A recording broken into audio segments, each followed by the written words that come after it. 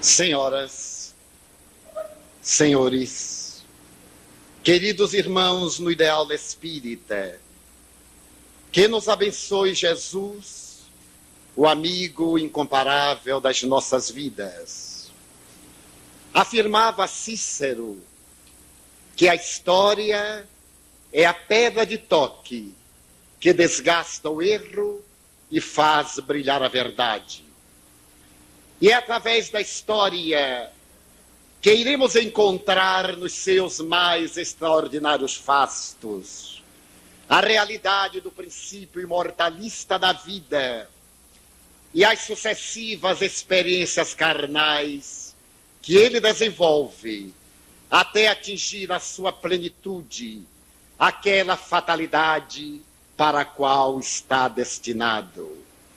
Até onde a nossa mente possa recuar, conforme afirma Shiro Shidanto, a reencarnação tem sido a alma da historiografia da humanidade. Na velha Índia, no silêncio das cordilheiras mais altas, nas elevadas montanhas do Tibete, os pensadores mergulharam na intimidade do mundo íntimo para interrogar-se quem somos, de onde viemos, para onde vamos, por que sofremos. E através deste mergulho na intimidade do seu ser eterno, encontraram a resposta da preexistência da vida ao berço e da sobrevivência à disjunção molecular no túmulo.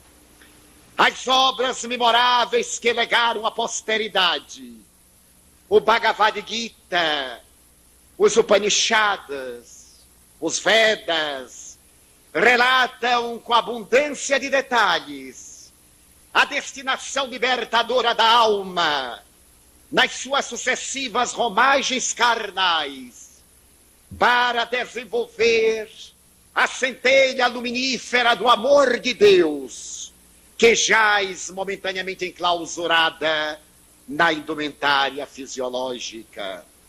Quando Krishna convida Arjuna para a grande batalha no país da consciência, estabelece como característica fundamental a certeza inabalável de que esta luta que todos os homens travamos deverá ser coroada pela vitória do bem contra as paixões dissolventes, amesquiantes, que fazem parte do primarismo ancestral das nossas experiências atávicas, quando na condição de psiquismo dormimos na pedra, sonhamos no vegetal, adquirimos sensibilidade no instinto animal e logramos a inteligência e a razão entre os hominídeos, marchando para a angelitude entre os seres liberados da forma humana. Arjuna, fascinado pela beleza lírica de Krishna, recebe a orientação do grande enviado de Deus para desenvolver as aptidões que lhe jazem natas e lograr esta vitória, que será o coroamento da batalha que não cessa na intimidade dos próprios sentimentos. Mais tarde, Lao Tse, estabelecendo as bases históricas do seu povo, prepara as normativas evolutivas dentro da organização familiar, estabelecendo a necessidade de o homem recuar no seu passado histórico para encontrar a realidade eterna que o leva a mergulhar na carne, a liberar-se dela, a retornar ao invólucro carnal, até que a sabedoria se lhe aloje nos sentimentos e na consciência, e ele já não mais necessite deambular pelo país de sombras. Posteriormente, o príncipe Sakyamuni, ao iluminar-se a sombra da árvore bode, terá a oportunidade de escrever que, enquanto raga a paixão, se demora mesquinhando o homem, a alma tem necessidade de retornar, até um dia fundir-se no avatar divino, onde se preenche do nirvana e passa a fruir da felicidade total. Posteriormente, o livro dos mortos no Egito, o papiro Anana, estabelece a necessidade de um homem mergulhar na carne para depurar-se no rio da evolução ininterrupta e poder gozar da plenitude que felicita os deuses, desejando na doutrina esotérica ou iniciática ter uma linguagem para aqueles que podiam abeberar-se da fonte generosa da sabedoria, e uma outra para o exotérico, o profano, incapaz de logicar e de entregar-se aos sacrifícios.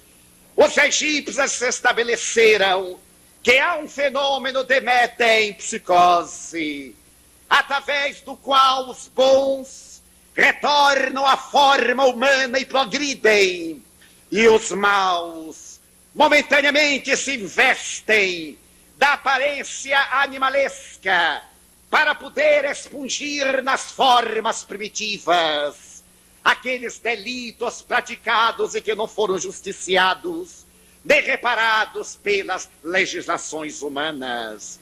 A conceituação da metempsicose permanece no Egito, enquanto mais tarde o Torá e a Bíblia estabelecem na boca profética a necessidade de mergulhar na carne para depurar-se.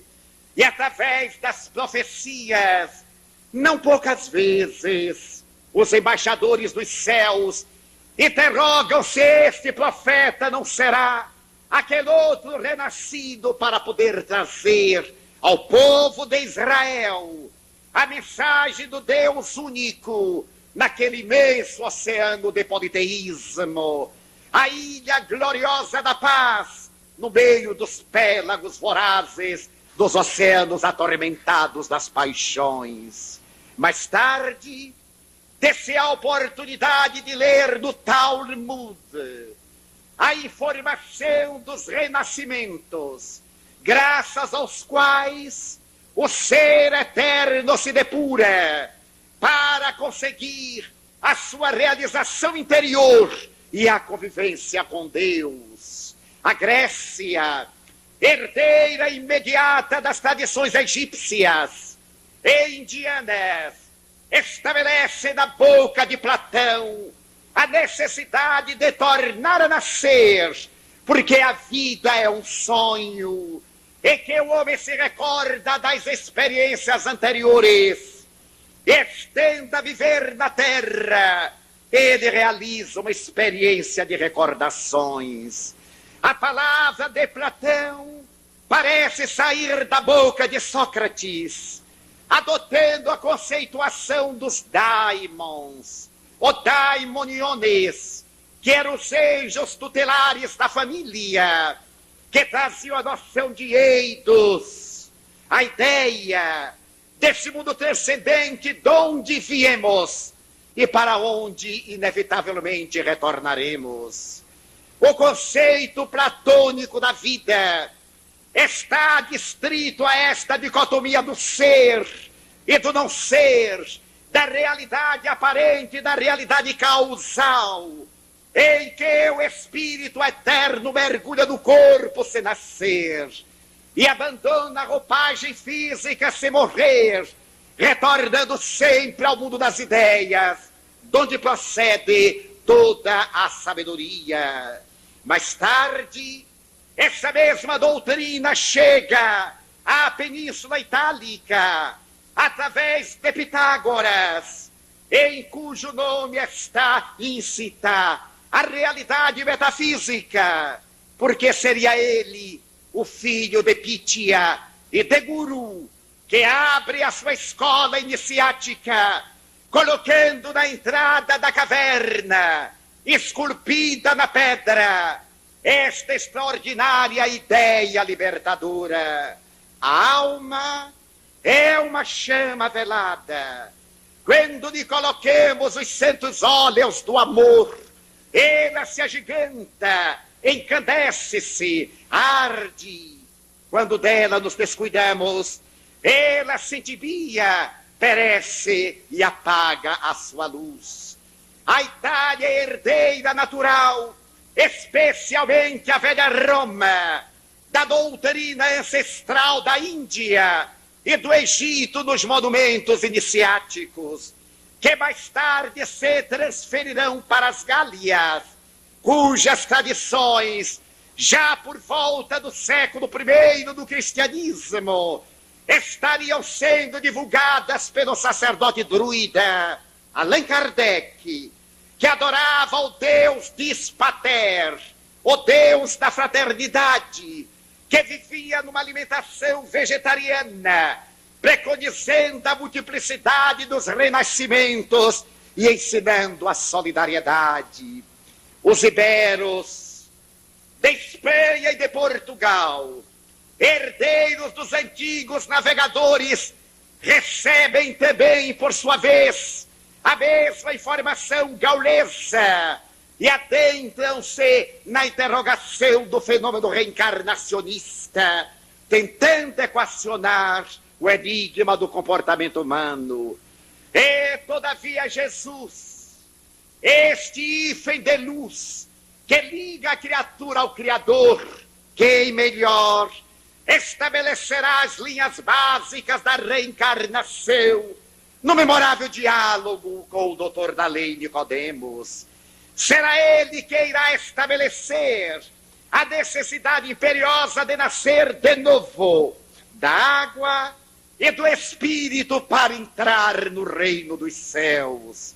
Será ele quem definirá as linhas do comportamento, através da conduta do amor, que cobre a multidão dos pecados, para facultar ao homem seu autodescobrimento e a sua felicidade. O Evangelho é todo hino de exaltação à doutrina reencarnacionista, através da qual se pode ter dimensão da divina justiça e da sua sabedoria imarcessível em relação às criaturas humanas na terra. Posteriormente, depois que parte Jesus da terra, Tertuliano, o extraordinário doutor da igreja cristã primitiva, recordando-se do apóstolo Paulo, quando se refere aos corpos carnais e aos corpos espirituais, a necessidade da vivência da caridade libertadora, assevera na sua doutrina da apologética a legitimidade do fenômeno reencarnacionista como sendo meio purificador, a realidade expurgadora para o espírito necessitado de paz. Orígenes, a quem a doutrina cristã primitiva deve a doutrina dos princípios, confessava que os hebreus primitivos, esse fundamento em Flávio Joséfo, acreditavam na reencarnação, e ele próprio não vê qualquer dificuldade entre a crença da reencarnação e os postulados admiráveis apresentados por Jesus. Mais tarde, Eusébio estabelecerá na reencarnação a base para o homem se libertar e no sacrifício, uma das maneiras de liberar-se da necessidade dos renascimentos. Santo Agostinho terá ensejo de dizer na sua doutrina das confissões que antes de ele ser o que era, não seria lícito crer-se que ele houvera vivido no ventre de outra mulher. E tenho a oportunidade de dizer que Plotino parece ressuscitado com as lembranças admiráveis de Platão. Tais as similitudes entre o caráter, a cultura, a doutrina desses admiráveis pensadores que estão distantes quase 300 anos. A doutrina neoplatônica de Alexandria, que viceja a partir do século II até o século IV e meio, é toda ela uma primavera reencarnacionista, até que mais tarde, por ocasião do Concílio Ecumênico de Constantinopla, é apresentado um edito, graças ao qual a reencarnação é considerada doutrina arbitrária, que deve ser banida dos cânones, e a partir desse momento ela se torna herética, mais ou menos por volta do ano de 555, naquele concílio que se alonga até 558. A doutrina da reencarnação emurchece, como a cultura, a sabedoria, os direitos humanos e a ética, na grande noite medieval, que se abate sobre a terra, dando origem a toda forma escravocrata, que limita o pensamento às amarras da ignorância e faz que a cultura e a sociedade se atrasem por mais de 1000 anos.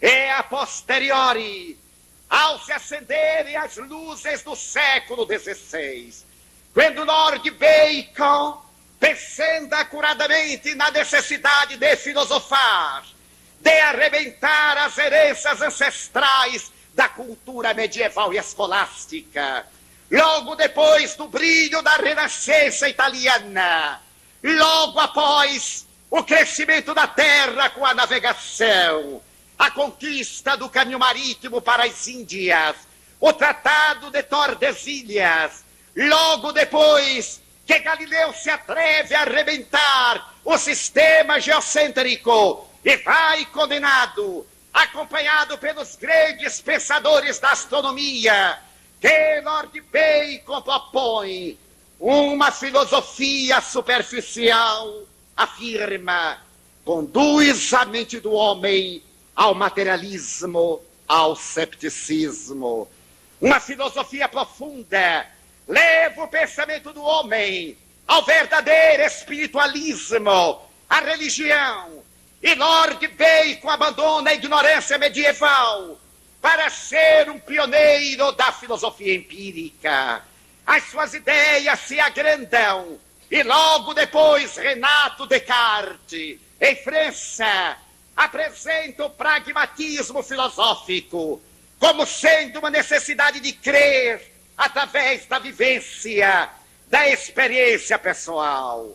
Blaise Pascal, entregando-se às elucubrações matemáticas, sente uma compulsão mística e escreve o seu célebre Le Pensée, abrindo espaço para uma convicção de natureza eminentemente religiosa.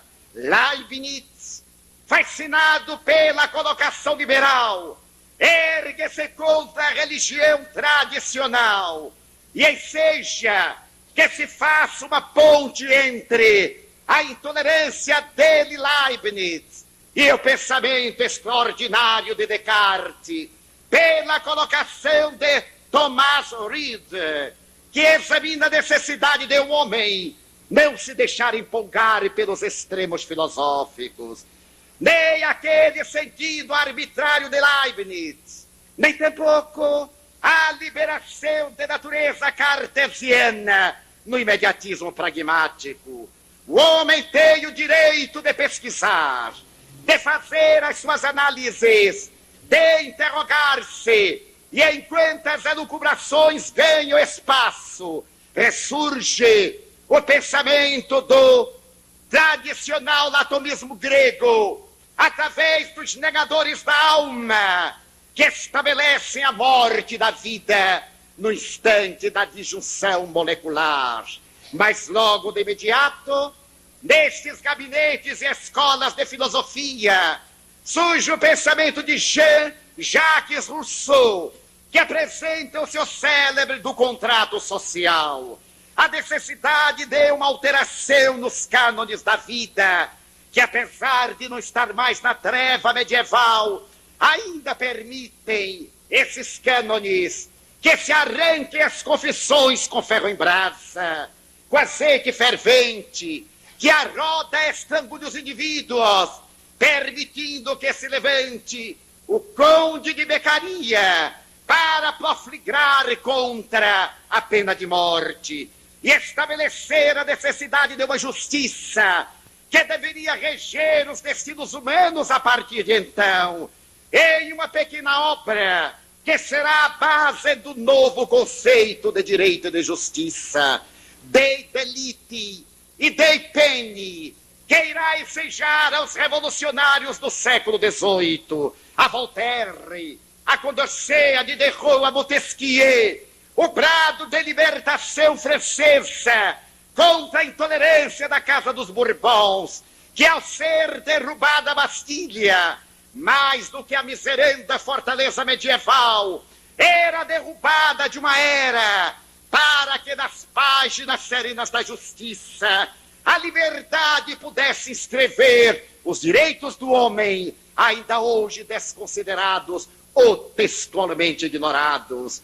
O século XIX rompe, agora o Eldorado pela ideia de libertação, e quando as tubas napoleônicas fazem-no assentar os arraiais em Paris, em 1802, na condição de primeiro magistrado, parece que a humanidade respira um clima de expectativa, porque nesse mesmo período ele tem o desejo de consagrar-se imperador, o que logra no dia 2 de dezembro de 1804, na Catedral de Notre-Dame.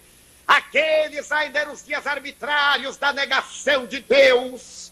Vivia-se o império da razão, e apesar de Napoleão detestar a igreja, e o Papa Pio VII mandou buscá-lo na opulência anticristã do Vaticano para o coroar, e a fim de demonstrar a sua violência, arrebenta o protocolo, autocoroa-se, coroa Josefina, e começa o ano de 1805 sob novas perspectivas na área política, mas também na área histórica, porque no dia 3 de outubro daquele mesmo ano de 1804, na cidade de Lyon, a velha Gália Lugdunense, nasce Hippolyte Lyon de Nizar-Rivaio, que é a reencarnação de Johann Hus, que foi levado à fogueira em 1415, na Boêmia, pelo crime de pregar a crença em Deus, sem o totalitarismo da doutrina ancestral. Nasce o menino de Nizar-Rivaio e abre-se um leque de esperanças para a humanidade que disso não se dá conta. E enquanto as tropas de Napoleão veio assentando seus arraiais em Wagram e Austerlitz, até o memorável 1811, quando o inverno da Rússia falo bater em retirada, a humanidade começa a respirar uma grande era de transformação, porque nos laboratórios empíricos de investigação em Paris, em Salamanca, em Londres, em Viena, aparecem as cabeças pensantes que vão modificar a estrutura cultural da época. Logo depois, a humanidade começa a pensar e a ciência se candidata a substituir a razão através de todos os equipamentos da experimentação. E surgem os laboratórios. A segunda metade do século XIX é o período áureo da humanidade até a época. Paris é cidade-luz. Pode-se encontrar pelo meio das ruas Émile Zola e Rancé, Pasteur e Koch, estabelecendo as linhas do comportamento humano e alargando cada vez mais os horizontes do conhecimento científico. No dia 18 de abril de 1857, o professor Rivaio apresenta o Livro dos Espíritos, E a reencarnação vai proclamada como sendo a resposta de Deus às necessidades humanas, a chave que abre todos os mistérios, a maneira de equacionar a problemática do homem. Allan Kardec faz recordar a tragédia de Sófocles e se apresenta ao século das luzes como um novo Édipo.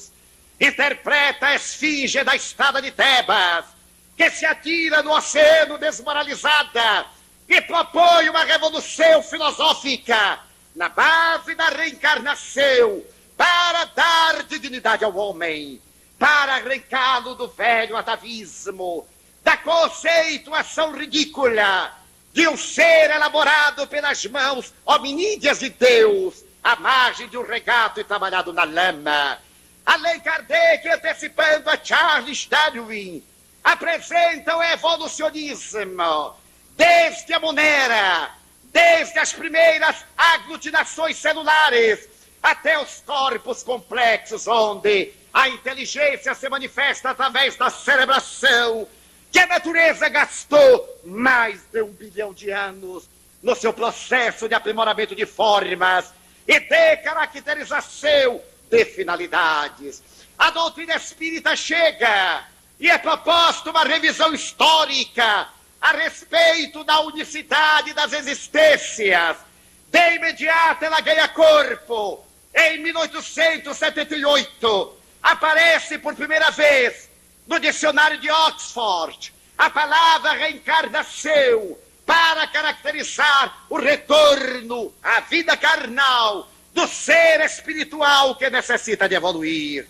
Mas nesse momento a humanidade desperta para a literatura de Victor Hugo, acompanha o trabalho de Honoré de Balzac, de Alexandre Dumas, pai e filho, que fundamentam muitos dos seus romances na doutrina da reencarnação, ressuscitando as ideias do século anterior, de Emanuel Swedenborg, o eminente cientista que depois de ser objeto de um fenômeno paranormal, é portador de uma revelação mediúnica e cria a sua igreja renovadora na base da reencarnação, que ele transfere para a literatura do século XIX e que viaja até os dias contemporâneos. Mas antes dele, William Shakespeare trabalha nas bases da reencarnação. Depois dele, Edgar Allan Poe escreve baseado na reencarnação. E as celebrações mais avançadas do século XIX, na arte, na literatura, prescreve a reencarnação dentro de um contexto filosófico, como a maneira de dignificar o homem, de ensejar-lhe a felicidade. Mas o século das luzes se fez caracterizar pelas grandes batalhas, pelas tragédias ideológicas, e é exatamente pouco antes de Allan Kardec que Carlos Marx propõe a sua doutrina do capital no Manifesto Comunista. Enquanto faz na Europa, na América do Norte, os fenômenos de Hydesville, na mesma noite, abrem para a humanidade uma técnica de comunicação com os chamados mortos. Quando, posteriormente, Hegel e Engels, Hegel que era reencarnacionista, como também Nietzsche, segundo estudiosos da sua programática cética, Hegel estabelece as linhas de uma sociedade mais justa e propõe uma doutrina revolucionária, mais ou menos no momento em que Bloch enseja a psicologia, a chamada doutrina organicista, ao detectar o centro da palavra na terceira circunvolução esquerda, facultando que os fisiologistas crescem que todas as funções deveriam necessariamente ter um órgão correspondente para atendê-las. E enquanto as investigações se fazem na área psíquica, na Universidade da Salpêtrière, com o extraordinário pai da própria fisiologia, o eminente Charcot, por volta de 1887 em Barcelona. Um admirável investigador utiliza-se do velho mesmerismo, que passou para a fase da hipnologia, levando seus pacientes à regressão de memória e constatando a vida antes da vida. As experiências admiráveis de Hernández com a vida proporcionam uma visão reencarnacionista agora estribada na investigação de natureza científica. Os trabalhos de Colavida são mais tarde corroborados por Tartaruga, por Bouvier e posteriormente pelo conde Alberto de Gland de Rochat, que à época era o diretor da Escola Politécnica de Paris.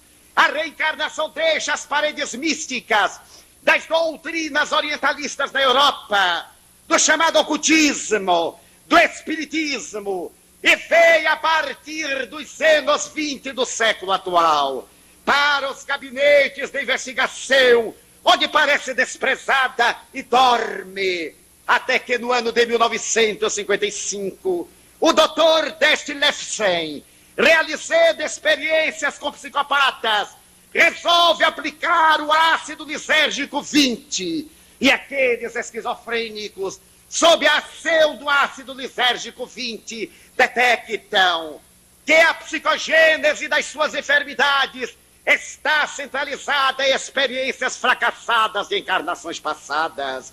Desejando prolongar as suas experiências, eis que ele insiste ainda mais e abre espaço para que outros investigadores ganhem campo nesta área admirável, como se deu com o Dr. Stanislav Grof, que na Tchecoslováquia, realizando experiências equivalentes e estando sob o talante da doutrina comunista da época, resolve transferir-se para a América e cá nos Estados Unidos aplica a técnica da hiperventilação, utilizando-se do conhecimento ancestral da Índia para libertar das causas os pacientes que sofrem os efeitos psicopatológicos dos seus distúrbios emocionais.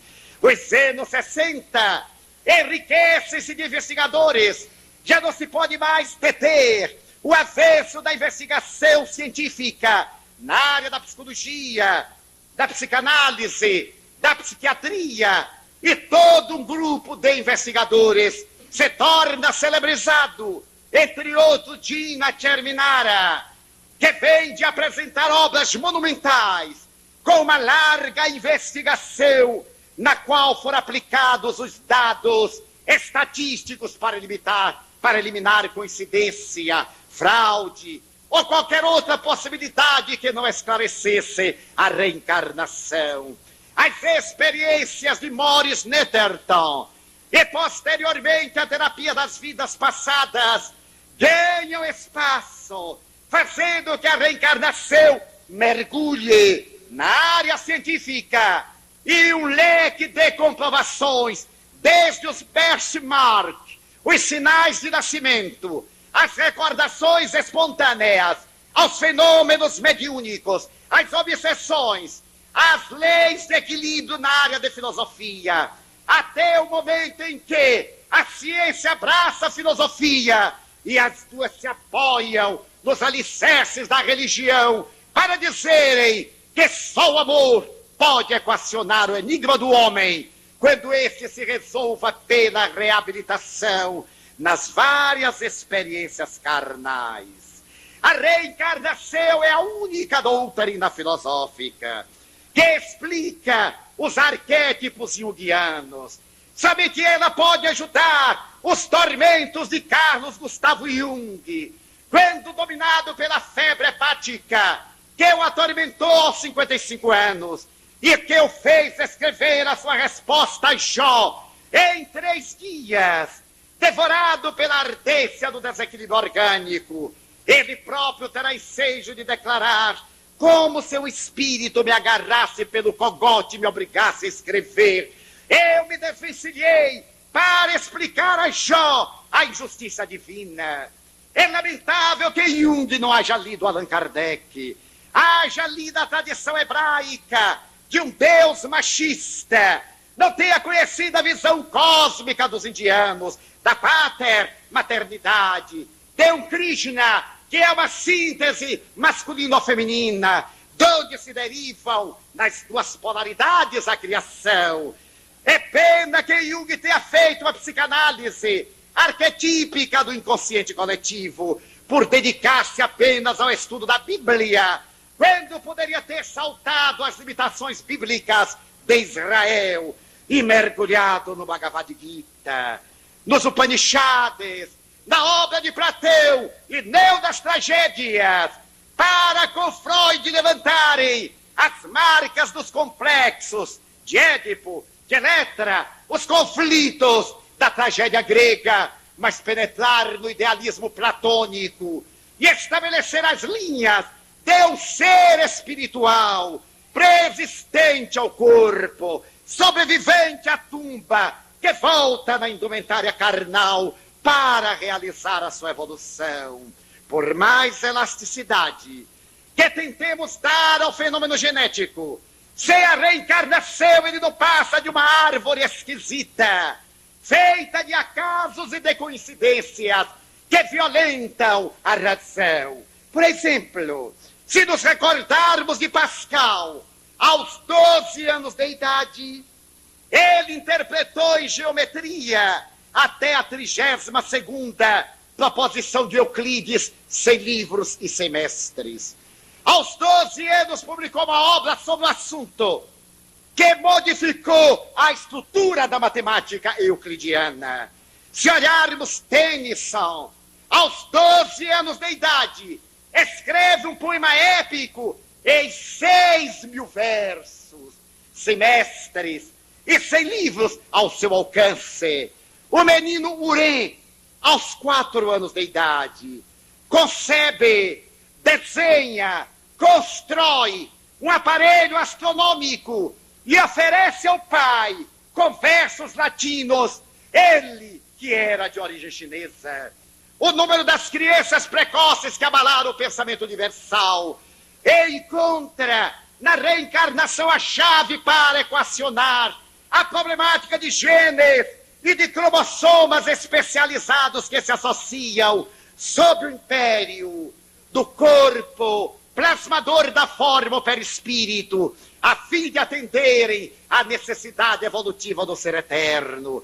A relação daqueles como Jean Baratier, que aos 2 anos de idade falava 3 idiomas, aos 7 anos falava 5, ou como Lope de Vega, que aos 2 anos falava o latim, o espanhol, o inglês e o alemão, sem nunca ter estudado. E aos 12 anos, a sua cultura era tão extensa que ele se tornou detentor, entre aspas, de todo o conhecimento. O Mozart, aos 5 anos falando 3 idiomas, aos 9 anos compondo a sua primeira ópera. O Rafael, aos 12 anos de idade, na Galeria dei Uffizi, em Florença, pintava painéis que rivalizavam com os de Michelangelo, e o seu mestre de pintura disse: já não tenho o que lhe ensinar. As experiências extraordinárias de gênios da matemática, da filosofia, da astronomia, que tanto inquietaram a humanidade.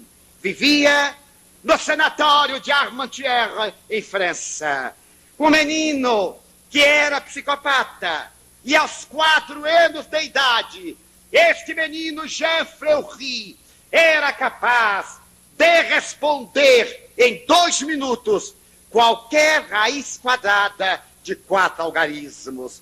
Ele respondia em 3 minutos qualquer raiz quadrada, qualquer raiz cúbica de 6 algarismos.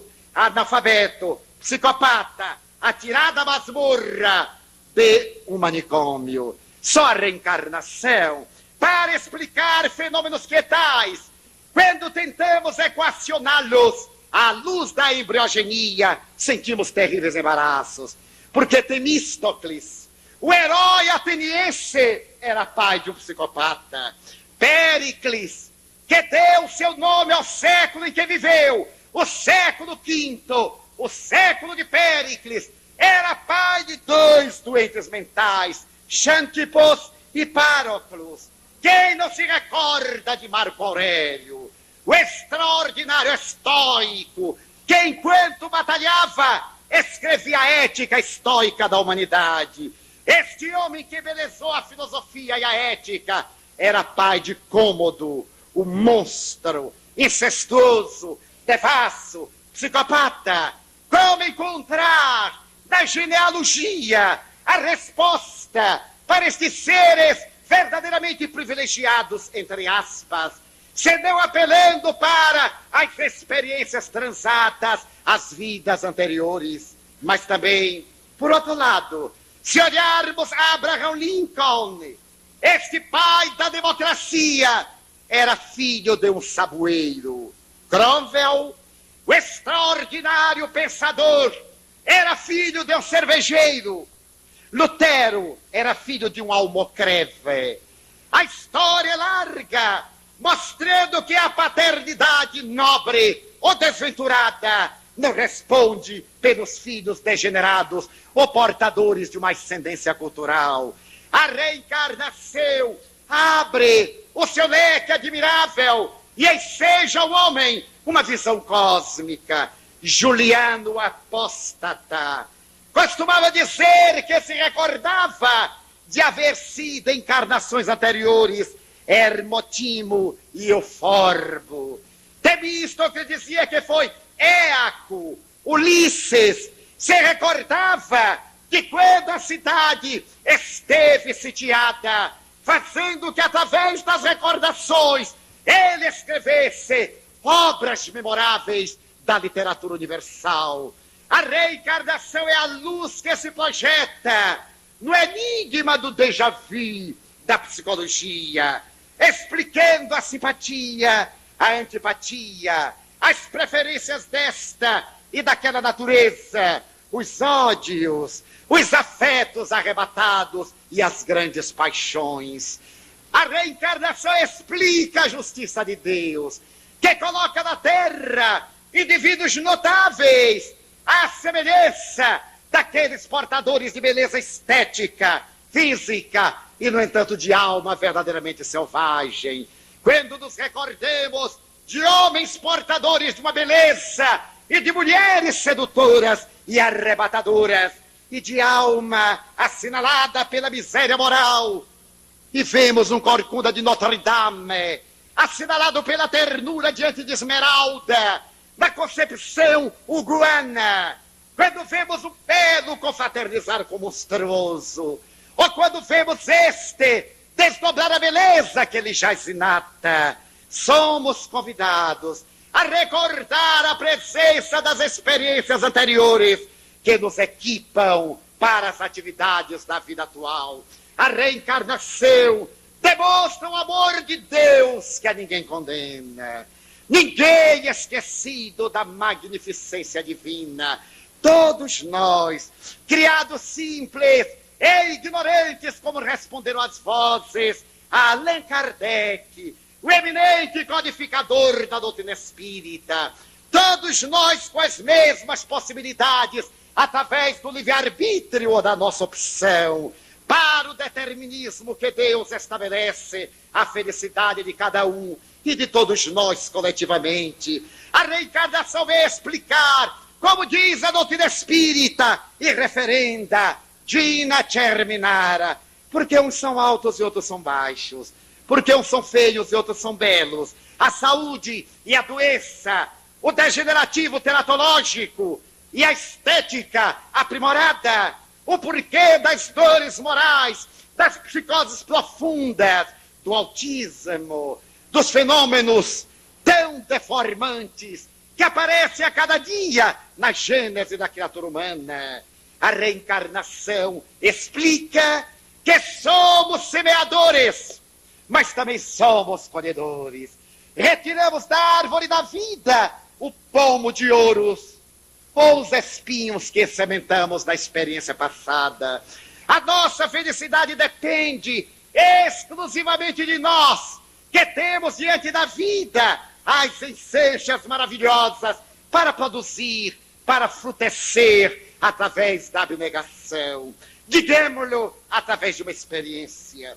Oportunamente, num congresso internacional espiritualista em Londres, recorremos ao homem nobre, parapsicólogo e espiritista, Guy Playfair, para que fosse ele o nosso intérprete durante as 3 conferências que teríamos naquele magno certame internacional.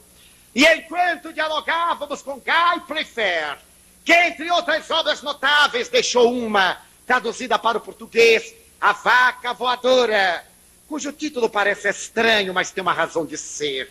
Ele explica no prefácio que o seu livro pode parecer uma vaca voadora, e elucida por quê. Ele vai ter a coragem de tratar um tema tabu, que a hipocrisia mascara e que a ignorância finge não conhecer.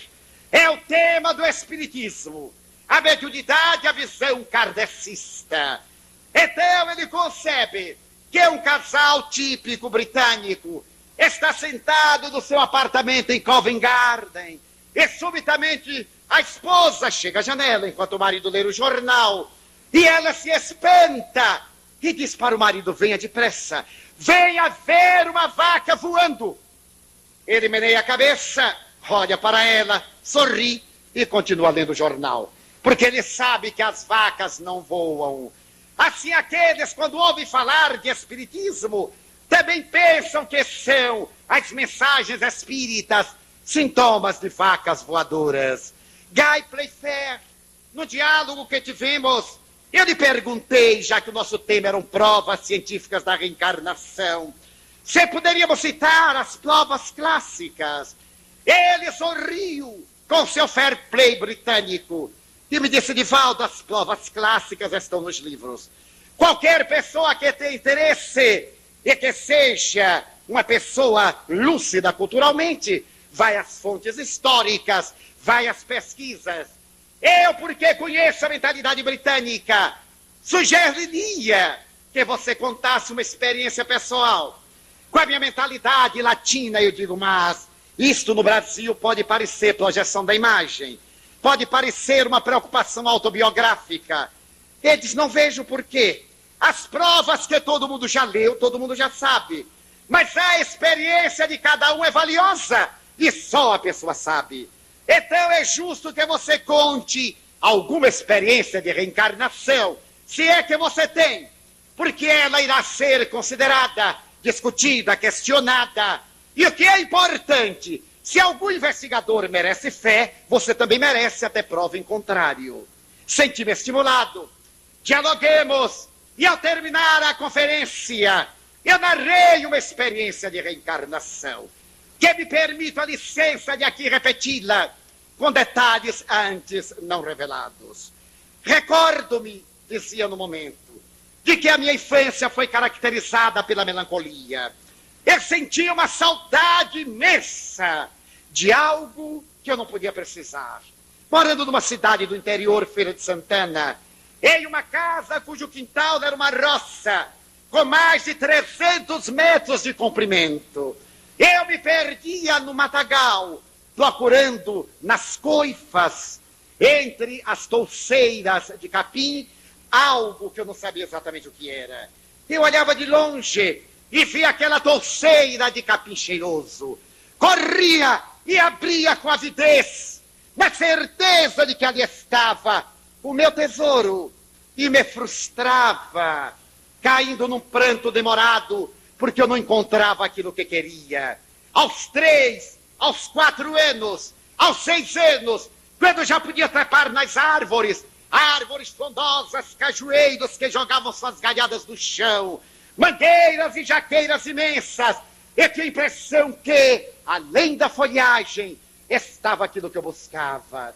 E sentia-me a caminhar num corredor escuro, abaulado, em que eu escutava os meus passos e um planger intermino de sinos que me falava sobre o De Profundis. Era um planger de sinos definados. A dor me dominava a alma, A mediunidade desabrochou a partir dos 4 anos e meio.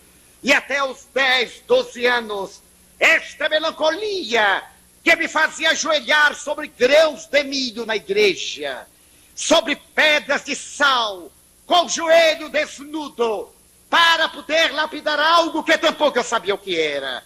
Aquela busca de Deus, a busca do Calvário, a paixão que me demorava na igreja em jejum, desde a quarta-feira de trevas até o aleluia, nutrindo-me apenas de água, naquela busca e chorando o Calvário de Jesus. A lapidação, aquela dor, aquela melancolia intermina, assinalaram toda a minha infância. Foi uma infância melancólica, que a partir dos fenômenos mediúnicos se alcandoraria de luz e de alguns momentos de alegria até a idade da razão feliz. Posteriormente, veio a proclamação da paz. Ainda me recordo de quando o repórter Esso fez proclamar ao Brasil: acabou a guerra. E eu escutei a Marselhesa. Aquela música encheu o ar e eu me dei conta que eu a conhecia. Era-me tão familiar que eu comecei a balbuciar alguns dos seus versos que na minha imaginação eram figurativos e eram lúdicos, elaborados pela mente em febre de um adolescente. Os senos se dobraram e através da sua sucessão eu nunca me pude libertar dos corredores sombrios, daquele ambiente ovalado, do planger do sino e da busca de alguém. Era alguém. Outras vezes sonhava ininterruptamente que estava no lugar e um bandido se adentrava e me roubava um tesouro. Por mais bem guardado que estivesse, o tesouro me era roubado e eu entrava no estado de pânico, de horror, e despertava angustiado, doente, de complexão frágil, marcado pela melancolia. Esses estados oníricos eram o meu temor de dormir, porque à medida que eu mergulhava no sono, vinha o sonho. Quando me adivinham os estados febris, eu me sentia uma carruagem puxada por 6 cavalos, um cocheiro sentado em cima, e de imediato uma chuva de primavera, a estrada lamacenta e o eixo central da carruagem partindo e eu tendo que saltar. A indumentária religiosa impedia-me o passo, a saia larga que eu não sabia distinguir. Ali eu saltava e bandoleiros me vinham retirar a vida, porque haviam atirado pedras impeditivas, e no momento em que me iam matar, eu despertava banhado de auge do suor. Os anos se sucederão até por volta de 1975, angustiando-me, afligindo-me, diminuindo-me as horas de sono, até eu ter no máximo 4 horas de sono, continuado numa noite normal. Mas no ano de 1967, uma série de circunstâncias que seriam elas fastidiosas e narradas, eu fui pregar em Portugal no período salazarista e na Espanha durante o regime franquista. Estando ali e percebendo que me poderia alongar a França, a Paris, onde um casal amigo me brindara a oportunidade de receber-me pelas suas vinculações com amigos muito queridos do Rio de Janeiro, eu resolvi ir a Paris. Ficaria 3 ou 5 dias, a depender do que eu experimentasse. Viajei, saltei no aeroporto de Boucher e fui imediatamente para a residência da família, que gozava de uma situação privilegiada. Ele representava o Brasil, a Petrobras, junto às autoridades francesas. Ela, irmã de amigos meus íntimos no Rio de Janeiro, cuja família perderam um filho e eu fora o médium que lhe psicografara um número enorme de mensagens. A primeira noite, naquela casa confortável, no mês de agosto, fazendo calor normal, fora-me das mais penosas. Eu tinha a sensação de fantasmas. A palavra é fantasma. Esses fantasmas da ideação mental, essas formações ideoplásticas que me angustiavam no quarto e que me levavam a um quase estado de estupor. Resolvi então levantar-me e não dormir até o dia seguinte, quando despertei ou me apresentei, assinalado pelo cansaço, pelas olheiras, e a família muito preocupada procurou saber o de que se tratava, que eu soube desculpar, pedindo apenas que eram emoções da viagem. Eu desejava caminhar em Paris, porque desde a minha infância eu tinha uma volúpia por caminhar. Andava até desmaiar. Adulto, realizando conferência do Rio de Janeiro, eu saía da Avenida Passos após a palestra na Federação Espírita Brasileira e até a Rua Marquês de Abrantes, onde me hospedava, quase 5 quilômetros, para poder então descarregar o excesso de emoções, mas sem que eu conhecesse o que era um mantra, o que era uma meditação profunda. Eu ia realizando palavras mântricas sem dar-me conta. Naquele dia em Paris, agosto de 67, eu pedi aos meus anfitriões que queria caminhar, queria ver a cidade do contato com as pessoas, sentir as pessoas. Eu desejava esta comunhão. Eles perguntaram se eu não iria perder. E eu lhes expliquei que baiano não se perde nunca, em lugar nenhum. E que afinal eu poderia telefonar de qualquer lugar, dizendo onde estava, e eles me orientariam. Saí sob uma terrível opressão. Peguei um metrô qualquer, sem destino, e saltei no terminal. Era um terminal de metrô e de ônibus. Peguei um ônibus que se destinava a Versailles. A palavra me estava na mente, porque qualquer pessoa de nível médio sabe que Versailles foi o nobre palácio dos reis, o grande museu da Europa. E então eu deixei ali ficar, porque eu precisava de ar. O ônibus abandonou a circunvolução parisiense, adentrou-se pela banlieue, dirigiu-se pela longa rota que leva a Versailles. Subitamente, ao atravessar um bosque, uma força imperiosa fez-me saltar. Ao primeiro ponto, sem eu saber onde estava, eu saltei e me dei conta que os carvalhos me eram familiares. As árvores de abetos, a flora, aquele ambiente perfumado, apesar de ser agosto, me era tão familiar que toda a constrição me desapareceu. Fui andando sem destino. Encontrei uma estrada real calçada a pedras que levava ao monastério. Segui até uma casa imensa, conventual, e chegando ali uma força incoercível levou-me a usar a aldraba e bater a porta. Atendeu-me pela portinhola uma monja muito jovem, falando fluentemente francês, como é óbvio, e que naquele momento eu entendi. Eu achava curioso que eu vivia um fenômeno de dupla personalidade.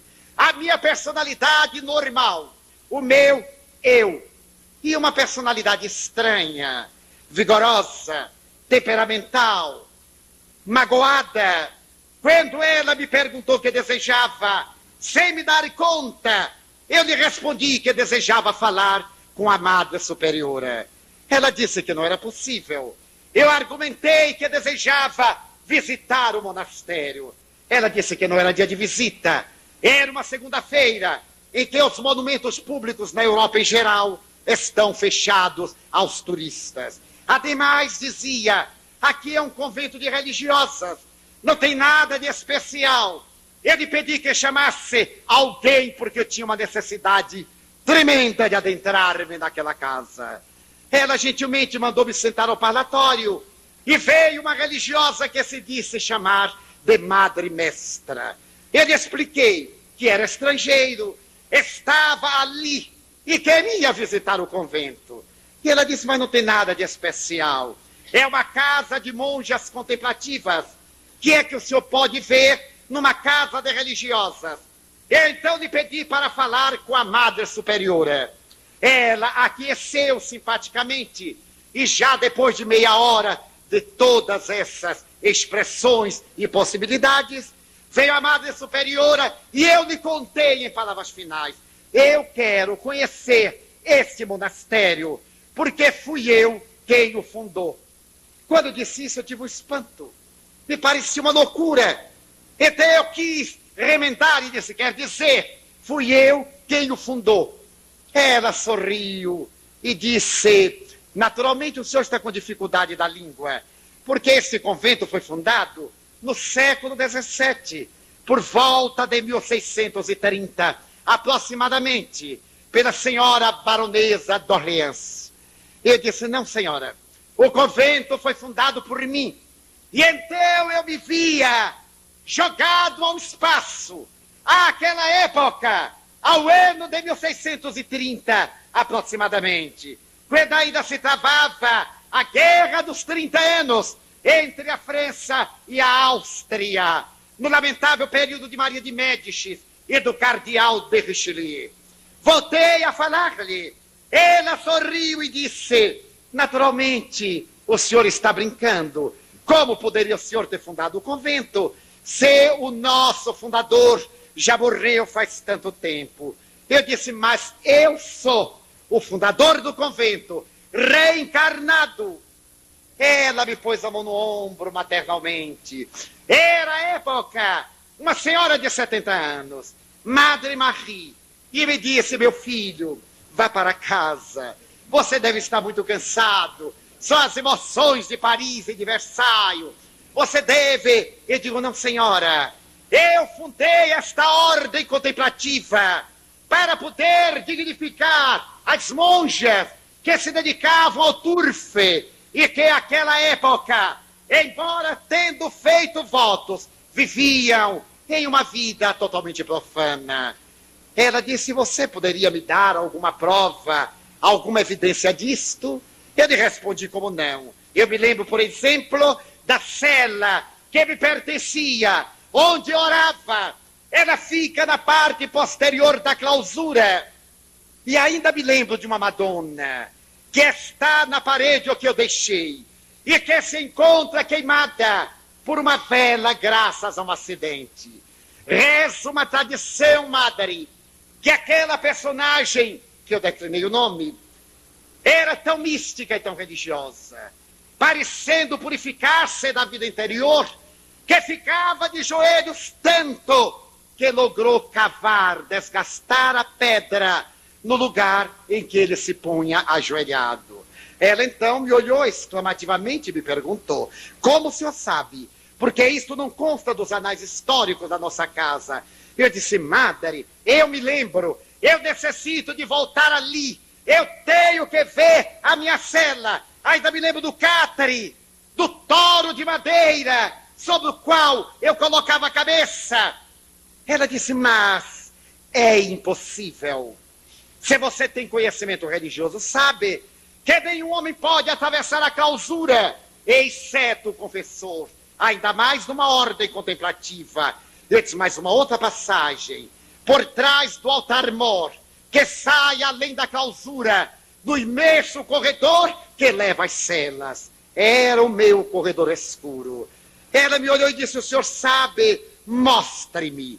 Eu me levantei, e apesar daquela induceu, de uma personalidade superior à minha, que vinha do meu mundo inconsciente, eu olhei para trás enquanto caminhava e não pude soltar o sorriso, porque enquanto eu ia à frente, ia em ordem a Madre Superiora, a Madre Mestra e a freira da portaria.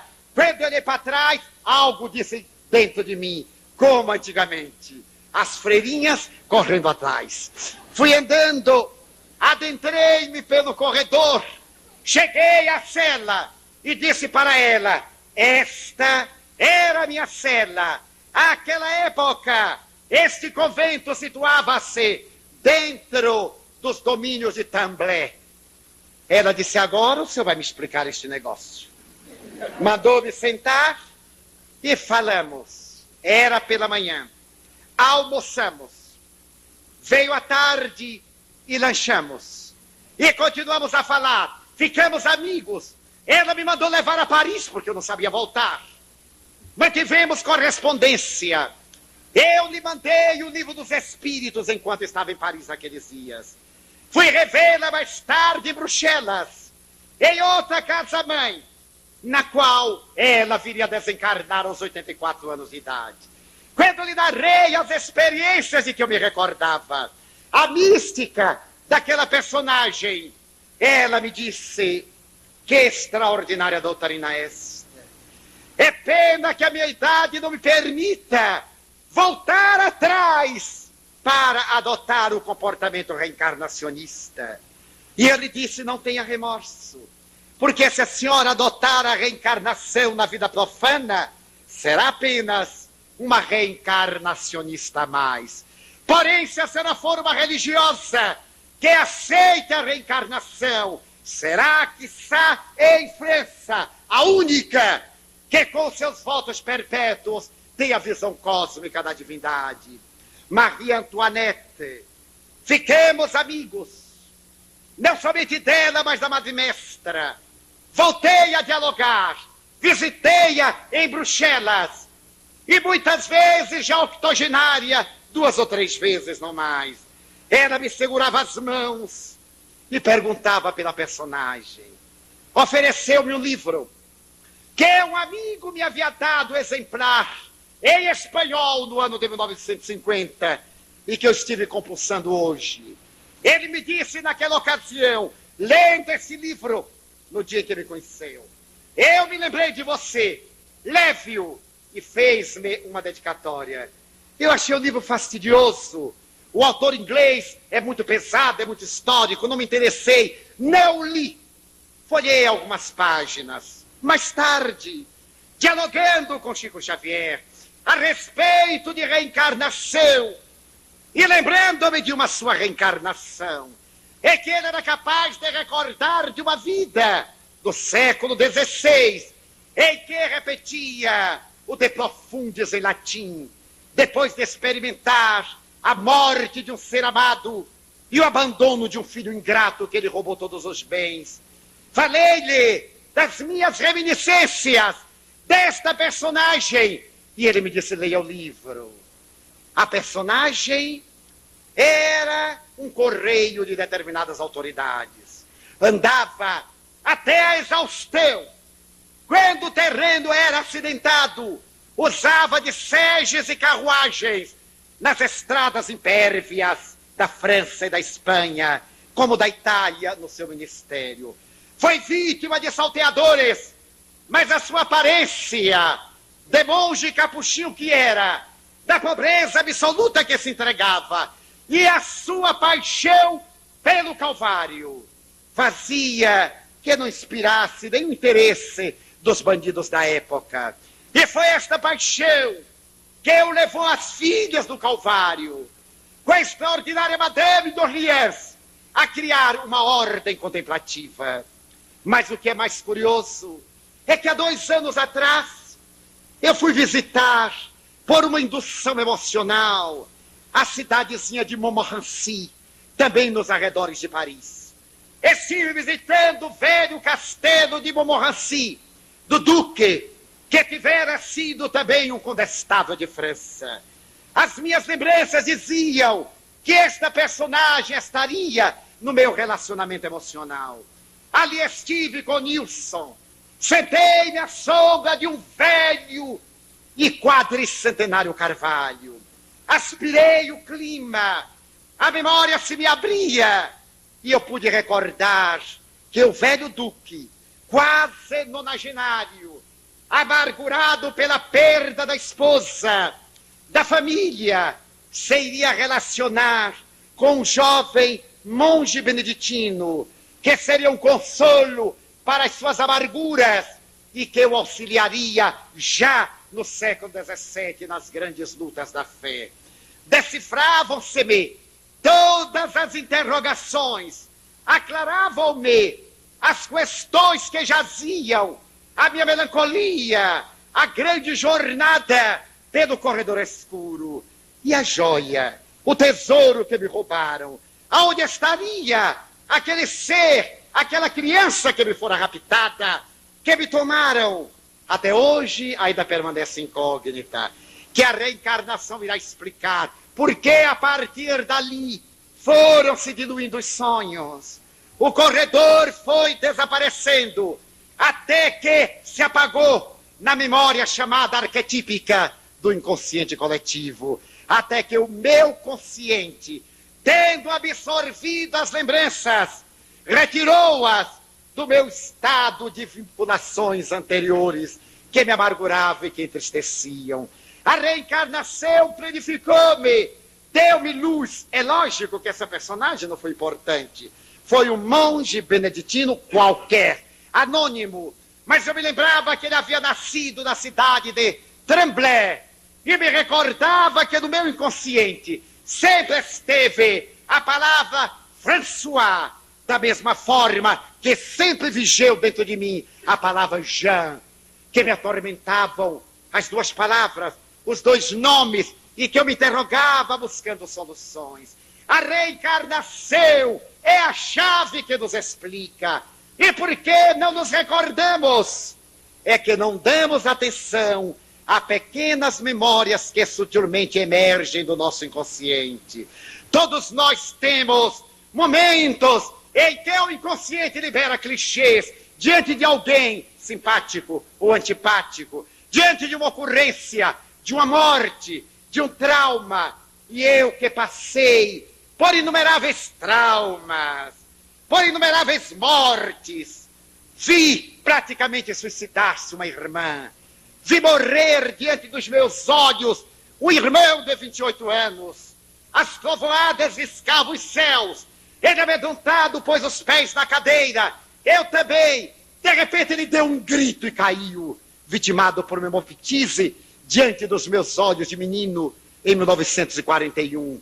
Que vi outro morto, também vitimado pela ruptura de um aneurisma.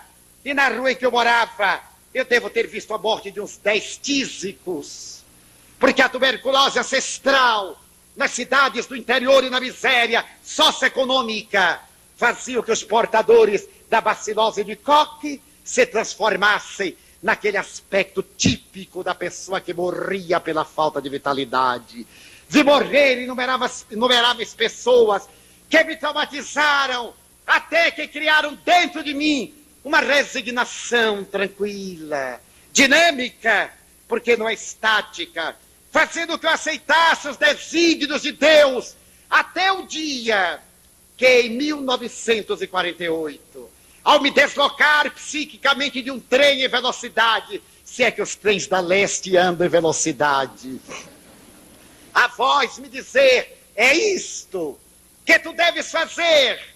E mais tarde, na comunicação mediúnica, que deu na residência de Raquel Ribeiro para Bel Mendonça e um grupo de 8 convidados especiais, o Espírito dizer para ressarcir todos os danos das vidas passadas e passar a viver no país da esperança e da alegria. Era então 1948.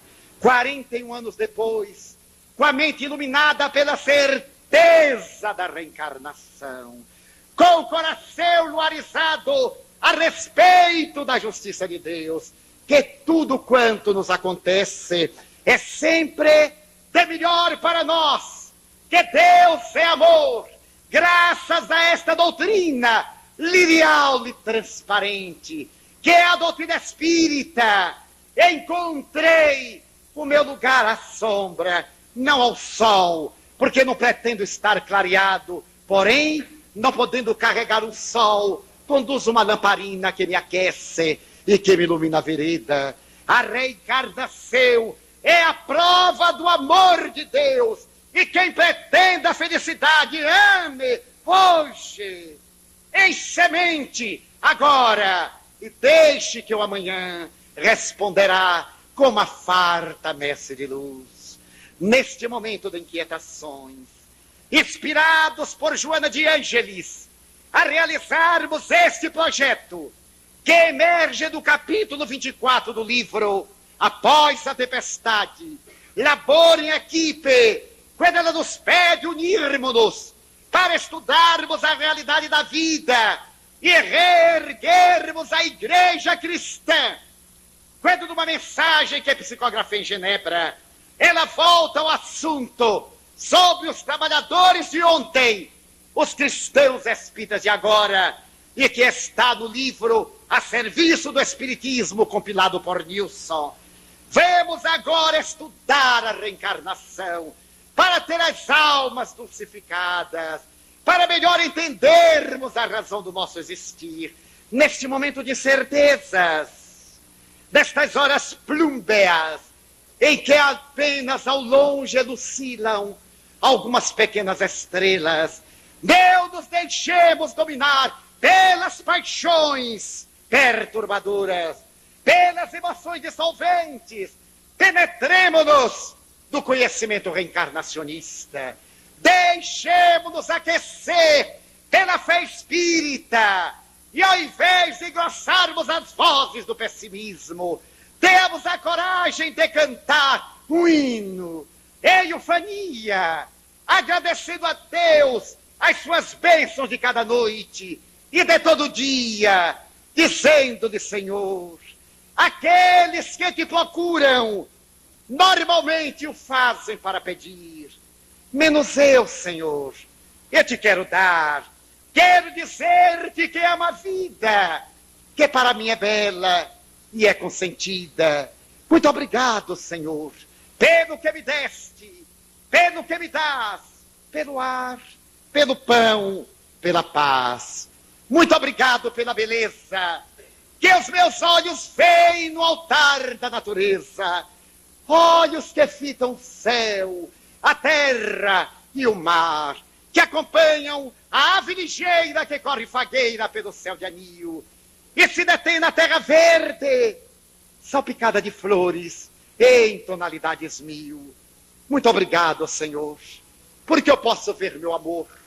Mas diante da minha visão pelos cegos eu te formulo uma oração, porque eu os vejo tropeçar na multidão, caminhando na escuridão.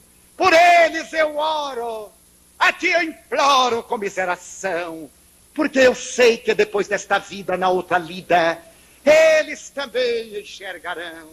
Muito obrigado, Senhor, pelos ouvidos meus, que me foram dados por Deus.